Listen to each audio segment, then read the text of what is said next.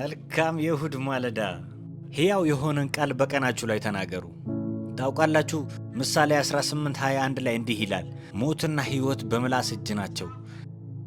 እና ዛሬ ክርስቶስን እና እርሱ ለኛ በመስቀል ላይ የሰጠንን ድል እያከበርን ነው። የዛሬን ቀን ትክክለኛ በሆነ ቃል ጀምሩ። እንዲህ ማለት ትችላላችሁ፣ ይህ እግዚአብሔር የሰራው ቀን ነው፣ ደስም ይለኛል፣ ሐሴትም አደርጋለሁ። ማወቅ ያለባችሁ አንደበታችሁ የተቀባና ዛሬ ደስታ ለመናገር፣ ስለ ሰላም ለመናገር፣ ስለ ሞገስ በሕይወታችሁ ለመናገር፣ በሁኔታዎቻችሁ ላይ ለውጥን የማምጣት ስልጣን አላችሁ። እናም በዚህ ማለዳ ወደ እግዚአብሔር ቤት ስትሄዱ አስታውሱ፣ ለሆነ ሰው ቃልህ በረከት እንዲሆን ተጠቀም። አስደናቂ የእሁድ አገልግሎት ይሆንላችሁ። እግዚአብሔር ይባርካችሁ።